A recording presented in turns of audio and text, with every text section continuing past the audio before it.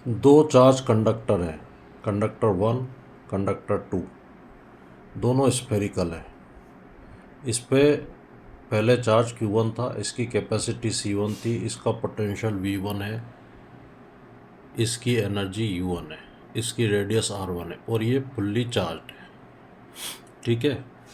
दूसरे कंडक्टर जिसका charge Q2 है, कैपेसिटी C2 है, पोटेंशियल V2 है और एनर्जी U2 है, रेडियस R2 है।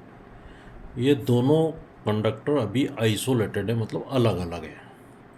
तो जो पहले पे चार्ज होगा बिफोर कनेक्शन, पहले पे जो चार्ज होगा वो होगा C1V1, दूसरे पे होगा C2V2, Q=CV।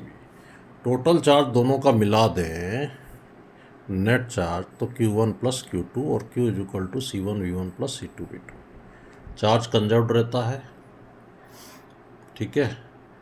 कैपेसिटेंस पहले का 4πε0 R1, दूसरे का 4πε0 R2। दोनों का रेशो निकाले C1 से C2 तो C1/C2 इज R1/R2। पहले का पोटेंशियल ये कनेक्शन से पहले V1 है, दूसरे का पोटेंशियल V2 है। फॉर्मूले आपके सामने हैं। पहले की energy before connection half CV square C1V1 square half C2V2 square. दोनों की total energy U=U1 plus U2 half C1 square plus half C2 square. अब क्या होगा, इन दोनों कंडक्टर को एक कंडक्टिंग वायर से कनेक्ट कर देंगे तो आफ्टर कनेक्शन क्या होगा, इसका पोटेंशियल मान लो ज़्यादा है V1 और इसका पोटेंशियल मान लो कम है, तो charge will flow from 1 to 2 till achieve common potential. तो पहले से चार्ज फ्लो होगा दूसरे में तब तक कि दोनों का कॉमन पोटेंशियल V नहीं आ जाता।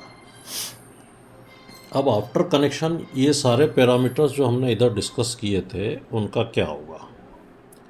आफ्टर कनेक्शन इसका चार्ज Q1 डैश हो जाएगा जो कि C1V होगा क्योंकि V अब कॉमन पोटेंशियल है, और Q2 का हो जाएगा C2V। इसको ऐसे भी निकाल सकते हैं QR1/R1 प्लस R2 और यह QR2/R1 प्लस R2। दोनों का net charge Q=Q1 plus Q2 जो पहले देखा था आपने, ये कंजर्व्ड रहता है। तो कनेक्शन के बाद Q1 dash plus Q2 dash का सम पहले वाले के सम के इक्वल होगा। ठीक है। अब C1 क्या है, कैपेसिटेंस है। कैपेसिटेंस बदलेगा नहीं क्योंकि कैपेसिटेंस उसकी डायमेंशन पे डिपेंड करता है। 4πε0 R1 नो चेंज। इसका कैपेसिटेंस भी नहीं बदलेगा C2 नो चेंज।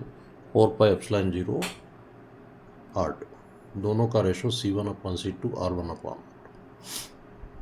और Q1 डैश अपान Q2 डैश, ये C1V और ये C2V तो V से भी कट गया, C1/C2 R1/R2। ये आफ्टर कनेक्शन फार्मूला है। ठीक है। ये है आफ्टर कनेक्शन।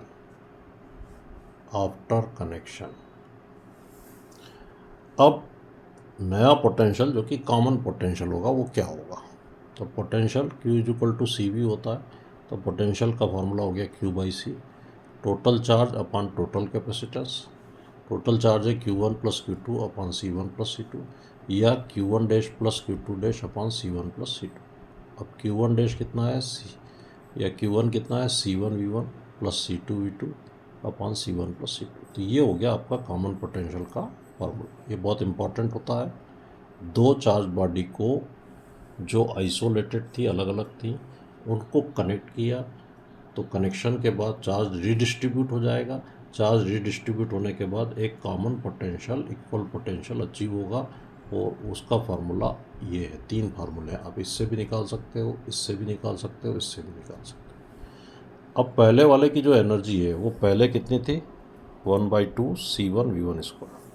अब कितनी हो जाएगी, U dash V1 dash 1/2 C1V square क्योंकि अब पोटेंशियल V हो गया, और U2 = 1/2 C2V स्क्वायर।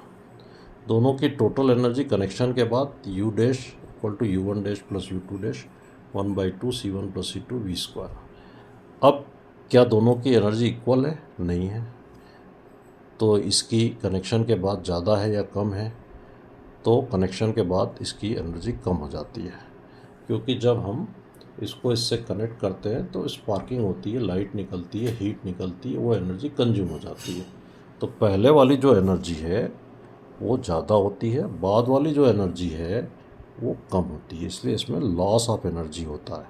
और वो कैसे निकालेंगे? डेल्टा यू इक्वल टू पहले की एनर्जी माइनस बाद की एनर्जी, फार्मूले रख दिए, इनको सॉल्व कर लिया तो C1 C2 upon 2 C1 plus C2 into V1 minus V2 का होल स्क्वायर।